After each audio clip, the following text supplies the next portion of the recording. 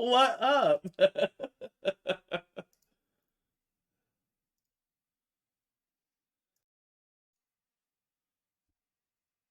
Oh wait, hold on, hold on. They're not hearing you. Hold on just a second. Well, I mean, it hasn't been that long, Angie. All right, hold on just a second. All right, there we go. You good? So I was just gesticulating wildly over here. I really didn't say anything that important yet, except hi, how's everybody doing? Tell me all your thoughts and feelings at the same time. Go. Um, Not you though. You're Oh, not okay. here. I was like, is that me? Do I No. need to? Well, you will get to talk here in a little bit, Yeah. because you're joining us live tonight for the first of what I hope will be a series of chats with our players of Charmed Persons. So I thought, who better to start with than the person who put it all together, our DM Zach Tabor. How's it going tonight, Zach? You can answer this. It's going well. How are you? Thanks for yeah, no, I think that this is a really fun idea. So thanks for starting this. Well, and it's kind of cheating because we're technically already friends. Yeah, So true. really, this just feels like we're having a Zoom call with each other, um, which we have done. Probably not as much as we should have, but Yeah. Yeah, Zoom that's fatigue is true. real. It is real, honestly. It is super real. Yeah. Just so you know, you can't hear it, but I've added just a little bit of laid back music for the background. Oh man, jazzy. Yeah. What Just is it? Can you describe it to me? Describe the genre. It's Elevator. it's like elevator with a little like reggaeton, like Ooh. like some I hear some steel pan in there. Yeah. Oh. Yeah. Okay. Yeah, All it's right. good. It's good. All right. I like it. I think that's Yeah. suiting. Okay, good. Well, this is meant to be just super informal conversation. Yeah. We'll see where it takes us. But I do have a starting off point. Okay. Because it's something that I think I've gotten. Hello, Emily. Hi. We could. Oh, the music. Are we could doing? Be, yeah, we can talk to chat. Yeah. Oh my god. Emily, the music could be the tiniest bit quieter. Love it though. Is it better now? I think I've lowered it since you said that. Let me lower it just a little bit more. How about that? Is that good? I'm gonna have to mute. I'm gonna not be able to watch myself live. Perfect. Okay, wonderful. Cool. Bum, bum. Cool. Thank you, Emily. Thank you. Yes, thanks for letting us know. Music. Okay, so jumping right in. Zach, how the F did you get involved in D&D? Okay, that's a great question. So, I mean, I've always been like a huge nerd, obviously. I think that that's everyone's first step into D&D is just having an affiliation for that, or what's the word I'm looking for? Not affiliation. This is my groceries. So if you can give me just 1 second, Angie, if you just want to talk. Yeah, Zach's being a super city boy right now and getting his groceries delivered. Look at him. Look at that painting. Look at the artistry. I'm gonna have him shout out that artist because I think he's a friend of the fam. I wonder what he's saying right now. A little bit of... Thank you for your patience. There's going to be a competition, I think, that people can now do where we caption what the silence what I was saying? was. Yeah, okay, gotcha. Because it was very active. Yeah, was it? Well, I just wanted to make sure that, he's a nice guy for delivering our groceries. I want to make sure that he gets paid attention to. Thank you, grocery delivery people Ramon. Everywhere. So yeah, no, I the word that I was looking for, I think, was affiliation, or like a draw towards the nerdy. I think is the first step for everybody. Affinity. Affinity. Thank you. Yes. So yeah, that's how it started, and then I always I'd always heard about Dungeons and Dragons, but I was more of I guess you could say what I considered myself to be more of a mainstream nerd. I didn't really I didn't dive deep into the lore of certain things. I didn't do certain very like I didn't read comics. I didn't, I just like went to the movies and watched all the superhero movies, or like I Yeah. played all the video games, or like I read some, I read the Aragon books, the Harry Potter books. Um, so Dungeons and Dragons like lived in a place for me that it probably lives in for a lot of people, especially like someone from the Midwest, from a small town of like, oh, that's a bunch of nerds in their mom's basement playing Dungeons and Dragons, And so then when I went to college, and I finally met some people who were more into it, I met this guy, Vic was his name, I think. Great guy, and he just sent me the PDFs of the player's handbook, the dungeon master guide, the monster manual. Super illegal, but that's how I. Sorry, that's how Gary. but that's how I got into it. I bought them later, but and then so I played like 1 or 2 sessions with them and was immediately hooked, because I am an actor, and I started acting in high school, and the thing that I love about acting and the thing that draws me to acting is like removing myself from who I am and putting myself into different shoes, different experiences. Like, this is Zach Tabor if he carried a sword and lived in a small medieval town, so I think that that's fun, and that's the aspect of D&D that I really drew towards. But I wasn't a huge fan of the mechanics, and I wasn't a huge fan of all the rules, and that's mainly because they weren't explained to me very well, and I felt like I was being limited. And turns out it's really just because of the group that I was in, and it's no fault of their own. It's a conversation that I learned later as a DM that you kind of need to have with people. That's like, this is the game that we run, and this is the game that we expect. Like, a lot of people really love those number crunching games, and that's totally awesome for them. But that's a little less of what I'm looking for when I play D&D. And that's not, and I didn't even really know that until I then went through the rest of college. Sorry, just lowering this music just a little bit more. Went through the rest of college and didn't play D&D ever again. That was like my freshman year.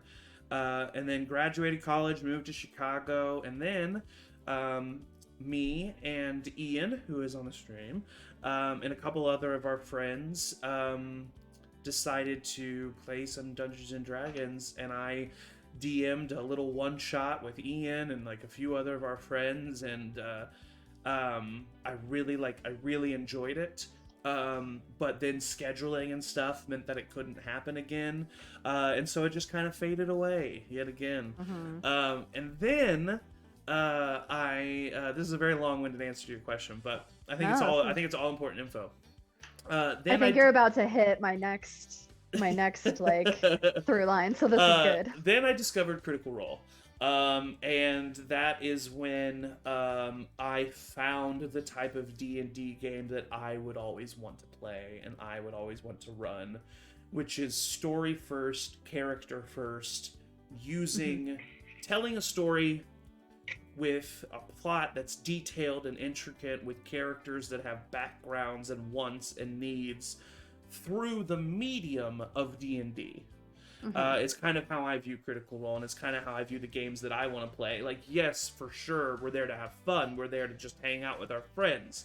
That's like numero uno priority. But the game that I want to present is, I would rather say that every Sunday we all get together and tell a story, rather than we all get together and play a game. Like, I feel like that's the kind of D&D that I want, is to like use D&D to tell a story with your friends, that has mechanics to it, honestly, like similar to like Mad Libs or something like that, like to where it's like it's a story that you're telling, but there are mechanics that you can't control, and that's what makes it fun. So that's what really got me into D&D. I love acting. I love the thought of being someone else. I have always been a very imaginative person, so being able to create these worlds and have my best friends like run in them and you know, experience people and things that I have created is just something that's so fun. Um, so yeah, I mean, it's really all about, for me, it's all about story and character, and I think that's D&D is a system that really lends itself to that, and so that's what I love about it.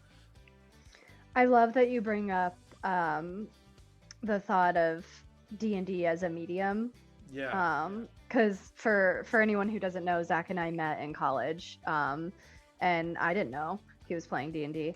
That came later for me in life. Yeah. But we met because we were both theater majors, and while you were acting, I was directing, No. and our paths just so happened to cross on the improv team. Yeah. So even early on in our relationship, both of us kind of have this different background, but are still coming together to create this thing. Yeah. And I think, very interestingly enough, have just now found ourselves in this world where luckily D&D can be a game or it can be a medium, because that's Yeah. been something that I've been thinking a lot about, because I'm finding this joy in D&D that I wasn't finding, you know, in theater or on For stage or in sure. rehearsals, Yeah. or that was feeling as though that was lost. So it's I think that's why it's fun to play with you and fun to be led by you, is Yeah. because of that similar mindset of what this is and what this can be. And it is, like, you're absolutely right, it is still a game. Yeah. And just like with a script, or just like with a, like, you have these preconceived things that you have to figure out, but that's the fun of it, right? Like, Exactly. it's Yeah. fun to fail a saving throw, it's fun Yeah. to get a natural 20, like, Yeah. It's it, good to all not of it always is get what you good, it's want. just piecing it together. Yeah. Yeah. No, I Yeah, completely agree. yeah, it's a And life lesson. yeah, and I think that you know, like when I first decided to start Charmed Persons, and when I first decided, you know what, I want a weekly D&D stream with my friends, I reached out to people, and even when I first started playing D&D in Chicago, I reached out to people of these similar mindsets. You know, most of our party members are people with a theatrical background or a background in performing with some sort, and if not, they've lived a life stooped in people that are performers. So, you Mhm. know, all of our cast members kind of have that similar mindset of like knowing what it's like to tell a story and having that really artistic mindset. And that's what I think makes this group so good, is that not only are we having fun, but we also have that like we're having fun just goofing around with each other and having a good time, but we also have that Boy, like are we. yeah, I know it. But we also sometimes too much. But we also have that. No, just kidding. But Never. we also have that like third eye looking in or like looking onward, to remind us of like the structure of like a story, and I Mhm. think that that lends itself well to, um, yeah, a storytelling um, platform, which is kind of like what I think this is becoming, because I just um, yeah, I mean, I'm kind of just repeating myself, but I just feel like D&D is such a good, you know, I really want to hammer that home, that I feel it is a medium of its own, and Mhm. it's a way to tell stories, and I think that um, it's so much fun for all of us to tell a story, and that's why it works. Yeah. Yeah. So you have basically, we've been playing together since what, 2018, I think? Um. Because that was when She Kills Monsters happened, Yeah, right? I actually Or like think 2017? yeah, 2017. We've been playing Because since I, yeah. the like late summer, early fall of 2017. So that is wild to me, Yeah, because that's like nuts. that means that there was a time in our lives where we were not playing D&D together. Yeah. Um, but also that means that like there was a time when, you know, you've told us this, I don't know if you said it on stream or anything, but like this is your longest running campaign. Yeah. The Lake Peak 7 is your longest running campaign that you've DM'd. Hmm. What for you, like, looking back on, because we did 2 campaigns essentially, kind of Yeah. incomplete campaigns. Yeah. But how what are your earliest memories of those, or like what comes up when you think about like your Yeah. journey and Um, that? so yeah, when I first started DMing in Chicago was the first time, because like I said, I had a past in Dungeons and Dragons, but the first time I DM'd for Red Chorus, and I'll get to what that is in a second, is that was the first time that I was like, okay, now I'm playing D&D. Like this is D&D. And this is what I want it to be. Um, and or DMing it. I actually the first time I felt truly like a player was actually in a series of sessions that Ian DM'd. He DM'd a little mini campaign with me, and Evan was also in it, and then 2 other friends of ours, and then classic D&D issues with that campaign and with the 2 that we ran together was scheduling. Yeah, So always honestly, scheduling. one of the first thoughts that comes to my mind when I think about those past campaigns is thank God we don't deal with it anymore. Think like I love the in-person sessions, and I do hope that somehow, some way, we can come back to that. But the in-person sessions really led to a lot of communication that just surrounded about when to meet, Mhm. which every single person watching this and who has ever played D&D understands the frustration of trying to get together a group of 4 to 8 adults who have their own lives and their own schedules, and so both of those campaigns earlier kind of fell apart due to scheduling, which was unfortunate, but was also good because each of those campaigns were definite learning blocks for me. Mhm. I've run a couple of one shots that have been modules, but every campaign I've ever run has been homebrew.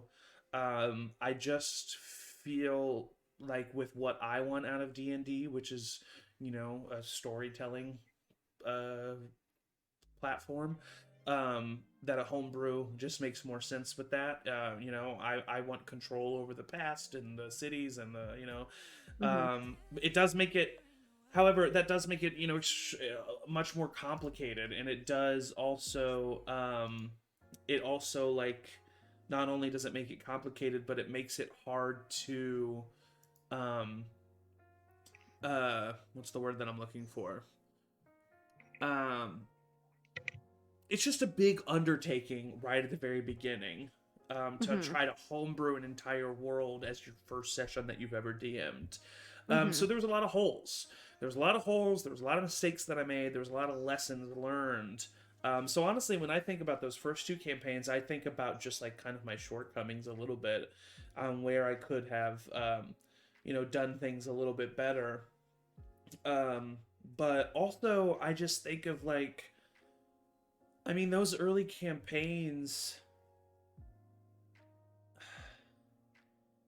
I mean, there's some of the best memories that I have here in Chicago, or some of those Mhm. early sessions. When I mean, granted, because you hear me talk about it all the time. Um, but I definitely want our campaign to be very story and character focused. And it's not like those other campaigns weren't, but they definitely were a bit more unhinged, which allowed for some just really crazy moments. And also, what I think about when I think about those campaigns is the fact that you guys were all new. That's Yeah. one thing that we haven't talked about, is that when I did pull together these players for these first campaigns, no one. I was the only person, except for I think just Matt, and because Matt and Eric was Eric there. I joined late remember. though. Oh, he did? Yeah, Eric joined I just later. remember Eric I know, always. I Like know, and he was, and the thing is I was friends with him at the time. He just wasn't yeah. in the campaign. But I think Matt was the only one who was actually there at that first session who had God any bless Matt. experience. God bless Matt, and honestly, thank God he was Honestly. there, because I definitely remember using him and relying on him as a sounding board. But that's another thing that I think about with those first couple sessions is or those first couple campaigns is I mean, and maybe you want to touch on this, but like I created your characters for you. Like you Yeah, guys yeah, told me the type of character you wanted to play, and like you guys gave me the backstory. That was all you. Like the characters, who they are as people, were all you. But I created all the character sheets. I like, and it wasn't even. I didn't even print them out. I hand because I wanted you to be able to edit it. So I yeah. penciled in all of your stats, all of your spells, You prepared your kept spells all for of our you. sheets every week I too. yeah, Like I we kept would all yeah. hand our sheets back like first graders, like, Yeah, all right. and I would And you use had all our dice and you had all and our I pencils printed and out like, like tokens of like yeah, art that I found that represents your characters, and all the battle maps were made out of like cut up pieces of paper. yeah. But that's like the heart of D&D right there, is that Hmm. like home, like arts and crafts aspect of it almost. Yeah. Just getting together with your I friends. But like, what do you feel like looking back, like playing a character that was kind of assigned to you versus now knowing so much about D&D and being able to like choose your own kit? Like what was that like journey of knowledge for you? So it's wild because I so we did Red Chorus, which was our first Yes, that group, red. Yeah, our yeah, yeah, group name. yeah. And that consisted of a bunch of our friends that, like you said, Zach had never played before. Yeah. And then Matt, And then Matt. who Yeah. the minute that Matt just started speaking, I don't know if I've ever told him this before, and maybe if I do a charmed persons with him or like meet the persons with him, I'll bring it up. Oh yeah, Emily said that Um, I printed out and cut out all your spells too. That's right, I forgot about yeah. that. So Well, you and literally had I like stacks of spells that I hand printed and cut out. and I remember like sorting through them, being like, I don't know what any of this And means. I had them But all then paperclipped, and then Matt, they got mixed up. Oh my god, horrible. Anyway, go well, and ahead. then you and Matt, like one of those, I remember one of those early sessions, because I don't think I could come to the first session, but I came to the second session. But I had a twin sister Yeah. in the session, and we never played No. together. Like literally every session I could come I to, think it she was couldn't be one there. session. I think it was We played one one session. time, No. and I remember being like, I don't know who this person is, because you had always played her character, and so I was like just assuming she was an NPC, and then she was there, and I was just like, I can't connect with this That's character so anymore. funny. Yeah. That's one But thing I definitely do not miss having to deal with. It's just the like, all right, I guess we'll have a session with these people missing. Like, you know what I mean? Like, yeah, it's just, oh gosh, that's so. I just love the consistency that we have now. but it is fascinating to me because this is actually the first campaign where I created my BTG, which ended up being our second group. Yeah. Our second group name. Yeah. Was it Big Tough Guys, or was It it stood for Big Tough Group. Big Tough Group? Big Okay. Tough Group is what it stood for. Yeah. Which again, I started as one character, and then I had to peel out for a project, and then I came back as a different character. So like Yeah. everything was always for me kind of like I was just creating out of what was already there, and I was Necessity. just Yeah. slipping in. And then I did kind of the same thing with this, Ray. but Yeah. this is the first character where I feel like I felt confident as a player. Yeah. Well, you came to me And with an archetype that I had never even heard of before. yeah, Which yeah. is Well, and great. and Yeah. when you look at D&D Beyond enough, you're like, ooh, I have 17 character ideas. Which one do you like? Exactly. Which yeah, one yeah. fits in? Yeah. But it's wild to have come as far as I have, and I credit that honestly to like you and Matt and Ian, because I am constantly just bamboozled by how much you got in your domes up there, because like especially, and what I was saying, like what I'll tell Matt this at the beginning, like that very first campaign that we played where he was like a Goliath wizard or whatever. Yeah. And like he was just so funny, he was so sharp, like he still is so funny and so sharp, but the way that he could just expel knowledge Yeah. and just like he knew a stat immediately, he knew the like specifics of a spell, he knew exactly what range this certain weapon, or like he was just full of this knowledge. And I remember being really intimidated and being Really? like, I'm never gonna be, not intimidated like that, I Well, was yeah, scared, but yeah, I was yeah. just like, I'm never gonna figure this out, I'm never Yeah. gonna be able to like play this game and not be like, and I'm sure Emily can remember us just being like, well, Well, like I don't even feel like my first character was a character. It was literally just me figuring it out. Yeah, I mean, especially in those And first couple right course, like even in the combat, like it oh would my be god. Oh my it god. would be your guys' turn, and I would be like, so what do you want to do? And then you guys would like tell me like kind of what you wanted to do, and then I would like basically say like, okay, so you want to roll an attack for this? Like, I mean, it was like Yeah, you so, had it to, was and it so took a hand while. holdy, and it wasn't like annoying, but like I honestly felt bad for you guys because I felt like I had like the control over it. It honestly, it felt so much like here's this big nerd that wants to play D&D so bad that he's just forcing all of his friends to play Dungeons and Dragons. And so it very much felt like you guys were like, okay, we're here and that's what we'll do. We'll be here, Yeah. but you got to do the rest. And I know that that's not what was happening, but in my mind I was like, I feel so bad. Oh Emily my said god. so much of okay, so I rolled this one and I add what? Yeah, I know. Yeah, I mean, and it's I like remember like being connected with Emily in those parts because we both loved it. We both felt that. I'm pretty yeah. sure. Oh, of But like course. but like it really did take me. I'm not a very stat-minded person, so like Yeah. I really am a role play player. Like I Yeah. love like my whole entire second character for BTG was literally just a bard who could do nothing except role play. Like Yeah. she was so utterly useless. But to be able to now like quickly be like, I'm doing this as my bonus action, I'm doing this and I want to do this and I'm strategic about it, Yeah, is yeah, just yeah. like so It's exhilarating. nice, right? It's Yeah, nice that because I it just is want to be super playing in a overwhelming. campaign every week now Yeah. Oh though. yeah, Like for sure. I'm getting mildly obsessed. I don't want to say like I'm fully obsessed yet, Yeah. but I'm pretty deep into the D&D I mean, bubble, I'm so. obsessed, and the thing is like, and all my other forever DMs will be able to relate to this. But I love DMing so much, but I actually Mhm. love being a character more than anything. Just because one of the things about D&D that I like so much is that you don't have control over everything.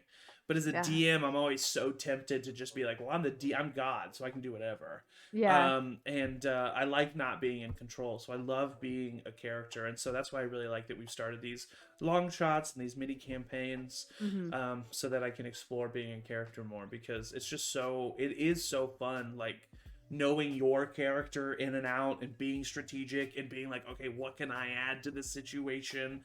Or like, here's this spell that I have, let me use it in this really fun, unique way, Mhm. just because I really know the mechanics of it super well, and I like think I know that it can do this, and like stuff like that. Emily said because this is going back to me saying like I felt like I was forcing all my friends. She said that's why Mur and I bought elf ears so that you knew we were for real committed.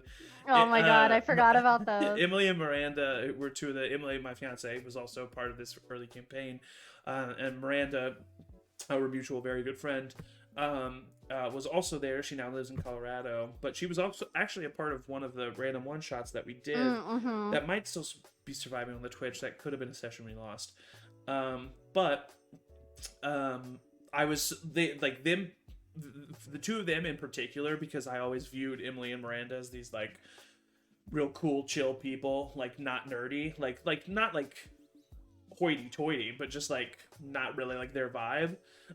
So I really felt like I was forcing them into this. And then they showed up with elf ears to show me that like, no, we're nerdy too. We want to do it too. We want to learn. Help Yeah. us learn. Yeah. Yeah, no, good memories. Good And just really times. cool moments. Like I'm pretty sure you've made me cry. I You think did make me cry. I think the most people I think the person I've made cry the most is you, for sure. I've made other I people cry mean, as well. I've made Emily cry. I even think I made Ian choke up at one point. But yeah, I've made you like, please confirm that, Ian. I've made you like cry a good amount of times, I would say, actually. And it's not, and I'm not really like, I cry privately, but Yeah. like publicly, I'm not easy to cry. So No, I that think is a it's what you said testament at the very to, top of this, though. It's our shared mindsets. It's the fact that like yeah, both you and I get so invested in the story, and you cry, and honestly I sometimes target you because Oh I my know god. because I know that you're one of the people, not that any of the other cast members aren't like this, but just like you and I are very open about the fact that like we just get invested and we're just like Mhm. we're into the story, and we're just very good at just placing ourselves like the situation feels real to us. Like not in an insane way. Like we don't need to put on white straitjackets, but it I don't feels like know. but like it does, you know. I like that's Yeah. honestly it's one of the things that I pride myself on as an actor. Like, you know, this is kind of an entirely different conversation, but the words method acting have a very like negative connotation in today's culture because of people who like really abuse that philosophy. Mhm. But really all it is just in the moment when you're doing it, you are acting and behaving as if that's what's really happening. Mhm. And you can then take the hat off and then hang it up, and then you're a normal everyday person. Um, but that's what I love about D&D. You know, like when I'm these weird NPCs, it's like I'm embodying them with every ounce of my being that I can, because then I get so much more out of it the more that I put into it. Like Mhm. it has been my philosophy since I started DMing that I'm gonna raise the bar as far as how like into it, how goofy, how like in character, how thick the accents can be, how wild the gesticulations can be. You know, like I want to be the person who's the most bombastic, the most into it, so that my players feel comfortable to be as into it or as not into it as they want to be, so that they feel like there's that sliding scale there. Because I feel like the more you put into it, the more you're going to get out of it. So I think that the times that you have cried have just showed that Mhm. Mhm. we've been telling a good story, you know, Yeah. and I think it's a good thing. It does very much feel like the, Sunday at 2 o'clock Yeah. when this starts, that like we do fade into this world. And Oh, for like sure. I think honestly sometimes that is so like let's kind of go into my next little curiosity and my next little path here of, you've put together this group of people who some have, kind of originated their Chicago D&D experience or their D&D experience with you, um, in person. And now because of the current world, we're playing virtually. Yeah. And so we've had to adapt pretty drastically from the old days of a little grid block with printed pieces of paper. Yeah. How has that been? Well, okay, step first, number one, what are the origins of Charmed Persons? Like, Yeah. how did you get this group of people in this Zoom room together? Yeah. And then part two, what are the like strengths and weaknesses, or like strengths and challenges slash what do you like and dislike about this virtual platform Yeah. versus an IRL platform? So we kind of touched on this earlier, but one of the things that I disliked about Red Chorus and BTG, which were our previous campaigns set in a different world called Onasara, um, one of the things that I disliked Oh about my those god. campaigns was the Onasara. Just hearing that word. One I just literally heard it and I was like, Earthkish. uh, Um, no, um, help. and yeah, I know. Yeah, and so I didn't like the scheduling. You know, it was the fact that I couldn't get everybody together all the time. And so, you know, I looked at places like Critical Role, and you know, outside of Critical Role, if you just look up the Dungeons and Dragons tag on Twitch any random night, there's literally hundreds of streams of people streaming a D&D game.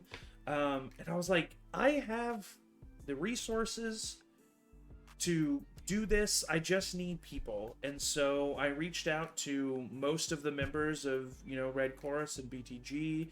And because we were virtual, I was able to reach out to people who weren't, you know, in the same location as us. Like Evan is in Ohio and JMO's in Colorado. Um, and I was able to, and basically I just reached out to everybody and I just kind of like, in a very kind way, laid the ground rules and was like, hey, listen, this is what I want to start. I want it to be weekly. I want it to be a thing that is consistent every Sunday. Are you down? And the people who said that they were down said yes, and kind of the rest has been history as far as the beginnings of Charged Persons. We started off with like kind of session zeros, but not really. They were like sessions that got our characters from levels 1 to 3 and kind of introduced them to this world that we played privately off stream. Atticus and Elburn were together in theirs. Pharaoh, Avra, and Kelpie were together in theirs, and Rev was actually by himself in his. And then our first session that was on the stream was actually, it was recorded, was all three of their separate plot lines coming together. So then we just kept going. The things that I like and dislike about the virtual environment: one, I do really like that it's so much easier for everybody to be committed to a weekly game. I think that it has allowed us to have that consistency, which is great. I think it has allowed us to have other aspects technologically wise that we haven't had before. There's music that I can control and change from moment to moment that is literally not just out loud on a speaker over to the side, but like literally in your headphones, immersing you in the moment. I have, Roll20, which allows me to like give you visuals that are much better than, white strips of paper. I have programs like Incarnate and other map making softwares where I can kind of, technologically wise and production wise, the stream is better because it's virtual. But there's a lot of cons that have come to it as well. There's just the simple fact that like it's hard to communicate sometimes over a virtual environment. You're not there looking the person in the eyes. Just simply with like mic levels and stuff like that, it's super easy to talk over people, especially with a group of 8 people.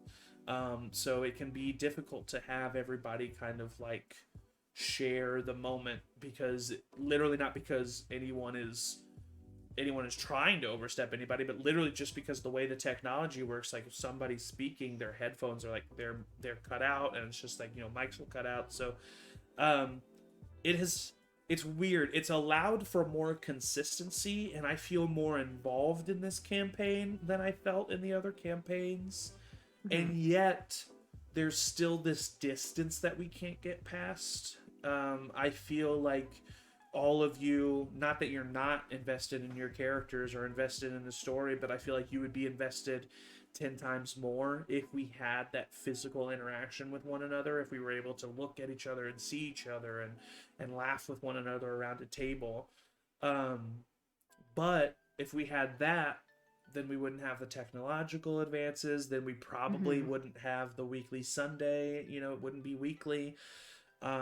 So if I could somehow combine the two worlds, that would be the ultimate. But as of right now, I think the cons of the virtual environment are overshadowed by the pros. I think that that there's a lot of pros. And yeah, it's bummer that we can't like physically talk to one another, but D&D is all about using your imagination anyway, and I feel like a lot of us with backgrounds in performing are very used to using our imagination, or just nerds in general. I feel like nerds, like, I feel like a common thread between a lot of us nerds is that like, everybody else, when anyone was a little kid, you would go outside and you would pick up a stick, and all of a sudden it would be a sword and you were fighting off an army. Normal people as they call themselves,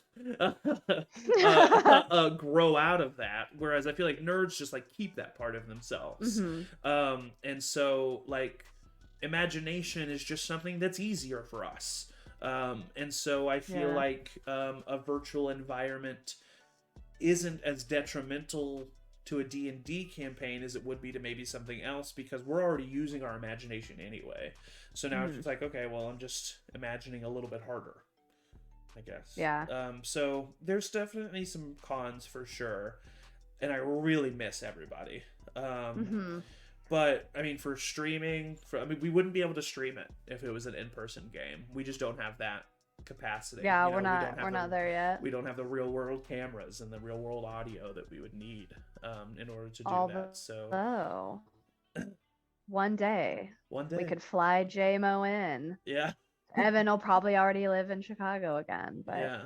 we'll really have to figure that out, because sitting around a table with y'all to Sounds like amazing. do a special episode or I something, know. that would be so the dreams, right? It truly is the dream, honestly. And I do think that, like, you know, this is unfortunate to talk about on stream, but you know, I love the idea of like starting a off-stream campaign for those that can meet in person. Just because there is something about that in-person Play D&D more. that is just, it can't be touched, really.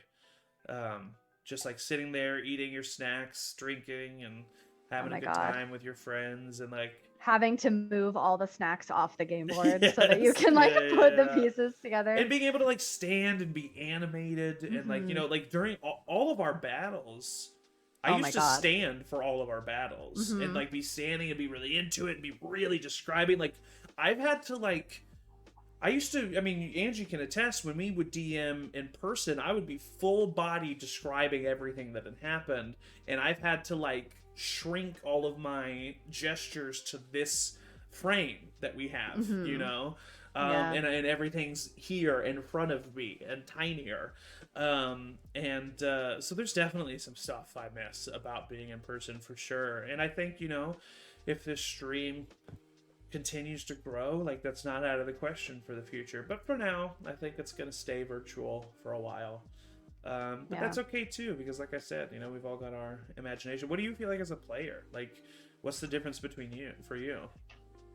You know, it's very, very similar. I think I do miss, especially because I am so interested in the role-playing aspect. Like, it feels really good to connect with like your scene partner or like the person that you're, and even you as an NPC, like just really, like in Red Chorus, my character ended up falling in love with one of the NPCs, and like in the game asking her to marry them, and like blah blah blah, and like it's just exciting. It's exciting to even think about now. And it's just like, wow, cool. Like that, a lot of connection I think is happening with us via the stream, because of the nature of most of us having played together for so long. So I do remember what it does feel like to look at Matt in the eye and look at Eric and Ian and etc. But I really do love like the visuals.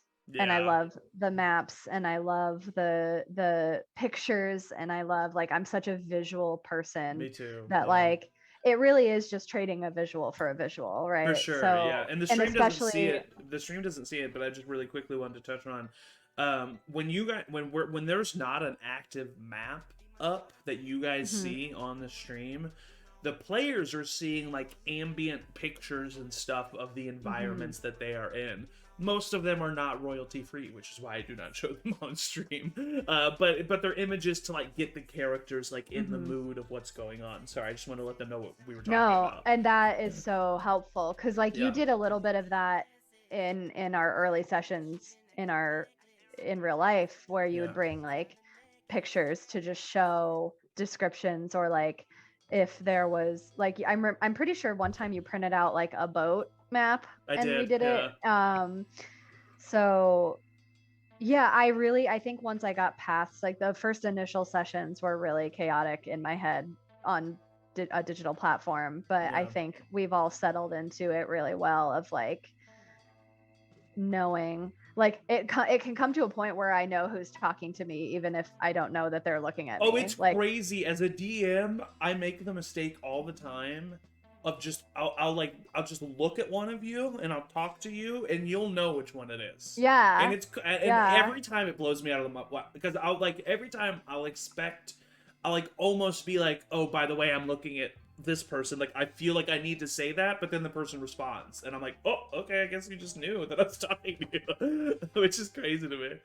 And that I think is making me not like, yes, I do still crave like a round table of chaos, but Yeah, like I think that for me, I'm feeling really satisfied with the digital me as platform, well. specifically because like thinking of not being able to play with JMO or with Evan or with, you know, anyone who wants to be like Miranda when she guests and etc. And even like I don't know how many people out there know Chicago, but like Zach and I live in the same city, but it takes forever to get anywhere sometimes. And so like we don't Exactly. even see each other that much outside of the stream Hmm. because it's just, you know, a half hour by car, an hour by train. Like Yeah.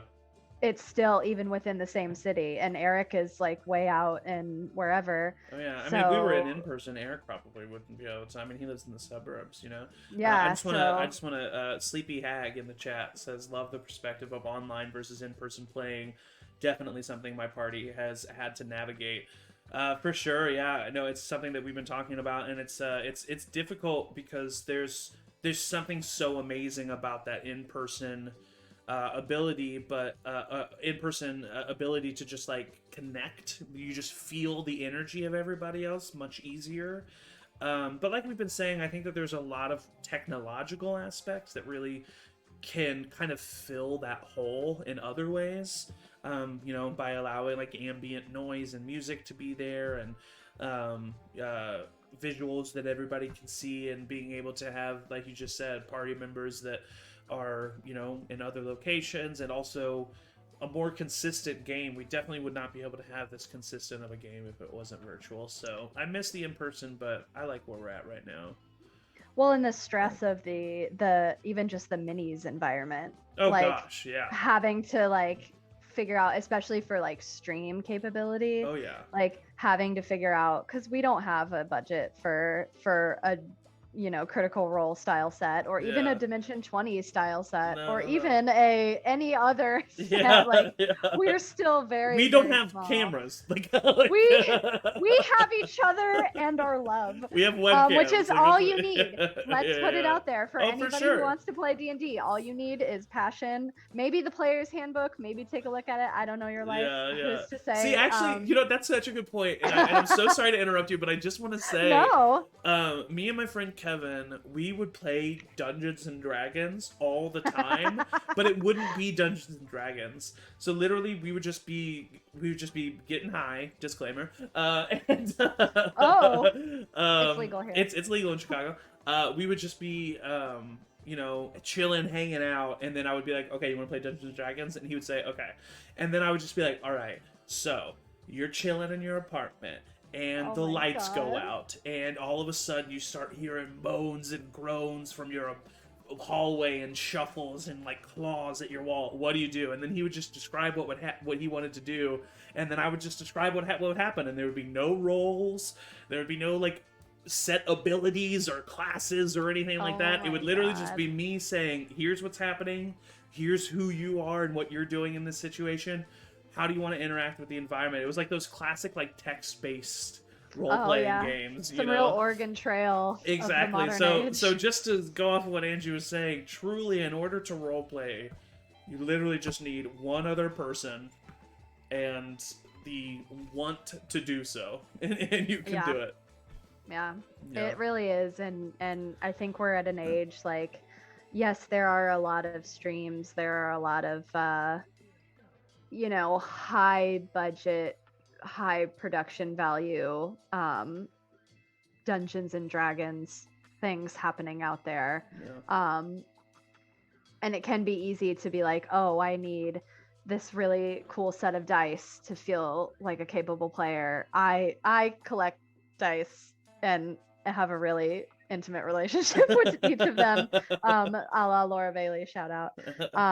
But like you don't need that. You just Yeah. literally need and imagination. You just literally need to have friends willing to go there with you.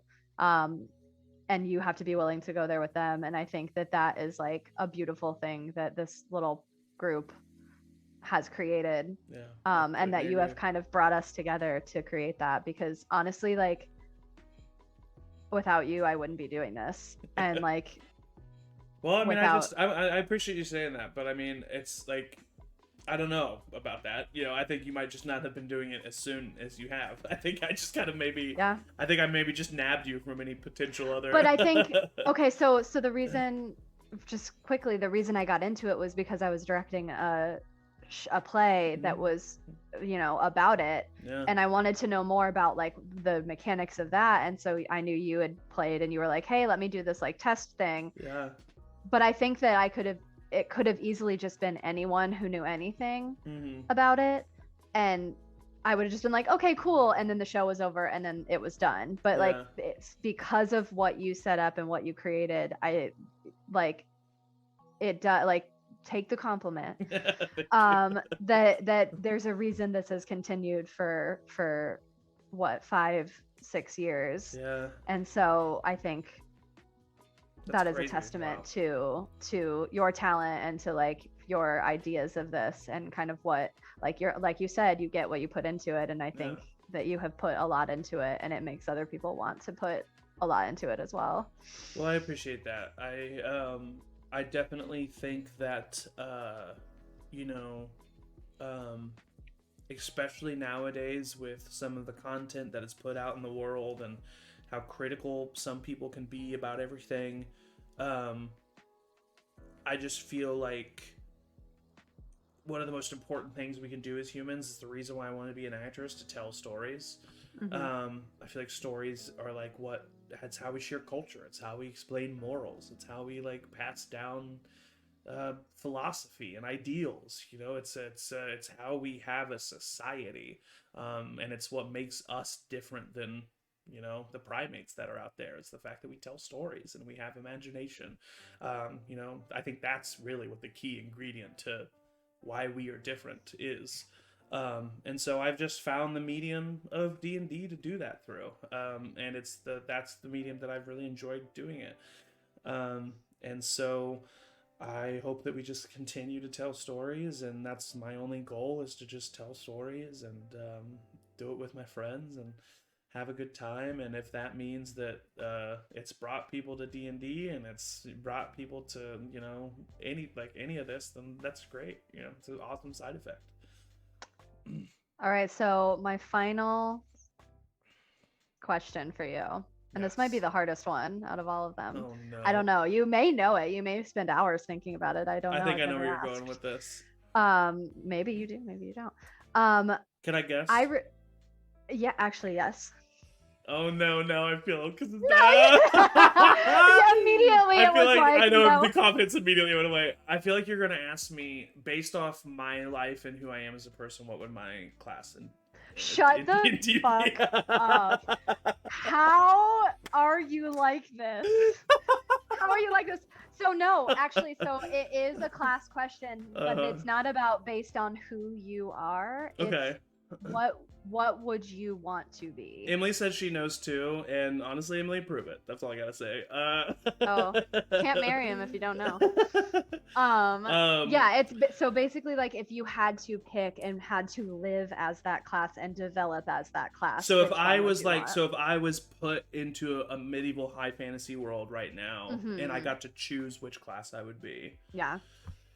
Ooh, now I have actually never thought of this type of question. I thought of the So other like, one.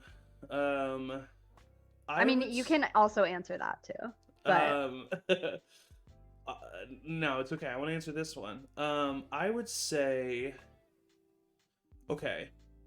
Do I have this body? you are you. I'm You are me. you I'm in me. every, I'm me in yeah. every aspect. Yeah. Okay, so I'm a pretty charismatic guy and I'm a pretty strong guy. So I would actually say I would choose a class that like enhances my already okay abilities. So I would probably choose Paladin, honestly. Nice. Paladins, they use their strength, they use their charisma. Mhm. Mhm. I don't necessarily know what the religious aspect of that would be, but You can swear an oath to Vecna, sure. yeah, yes, yeah. I Do just whatever can I you just want. swear an oath to like goodness, Yeah. to just like the general Just good. this leaf, this tree, Yeah, this yeah, love.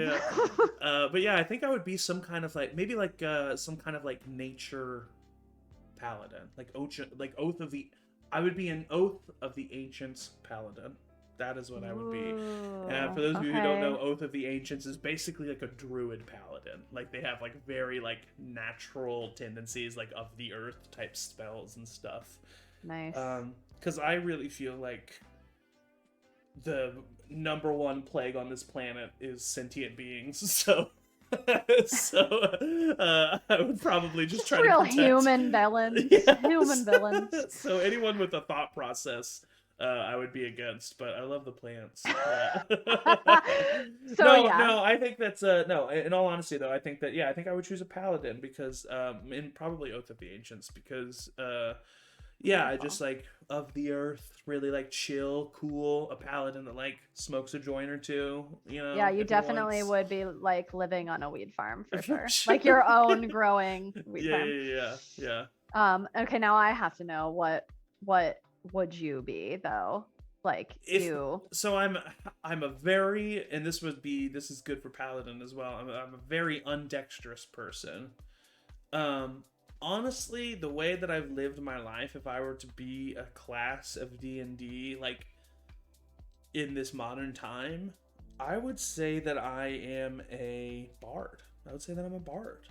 That tracks. I Mhm. would say that I tell Yeah. stories and like I use my magic comes from the stories that I craft. Yeah. Yeah, I would say that I would be a bard. Yeah, I honestly think that if they thought genuinely about the answer, I think that would probably be the answer of quite a few of us Yeah. on Charmed Persons. Yeah, I hope that Emily got it right so that you guys can still have a wedding. that would be 'Cause nice. Yeah, I wonder how many people that watch would it. be nice. I wonder how many people watch our stream. It's just like who don't like because we're not like we don't just like start every stream by saying Emily and I are engaged. So I wonder Yeah. if there's ever a moment where somebody's like watching and they like I don't know, like I haphazardly call Emily babe or like something like that, and they're like like you know what I mean? Like I wonder if there's any like clues putting together moments for anybody. I don't know. That'd I be have kind to of go fun. back and rewatch every stream. Oh darn. Oh no. But yeah, so Cool. this has been great. Yeah, Thanks for this was talking really with me. fun. This I'm was glad a I lot got of to fun. hang out with you. This was all just an excuse to hang out with you, honestly. You could just ask me. No, I got to do it for the stream. No, no, I really do appreciate this, and I appreciate you letting me, giving me a platform to kind of just like tell what I love about D&D and express what I hope other people love about D&D and what other people love about our stream. Um, and you know what? All I will say is for anybody watching is that if you haven't been part of the story so far, stay tuned because a new one could be told anytime. So, um, yeah. So, thank you, Angie. I appreciate you. Yeah. I just want to publicly on stream say that like. When I first started this stream, it was just once again kind of like when I first started D&D, it was just me doing everything, and I just said, all you guys need to do is show up on Sunday, and I'll do everything else.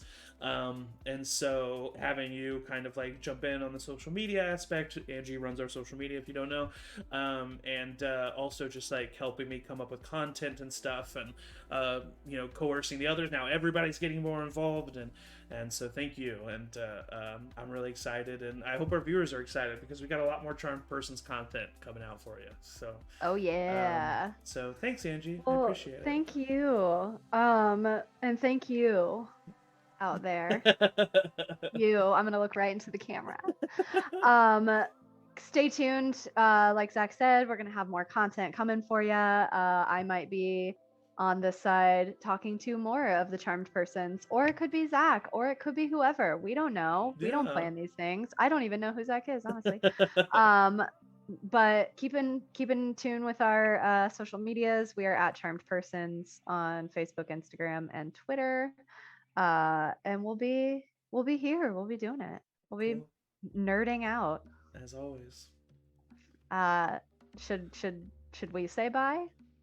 I Is guess that we a should. thing Yeah, I that two guess we people should. should do? Yeah, I guess we Okay, should. All right. the two of us say bye. Bye. Bye.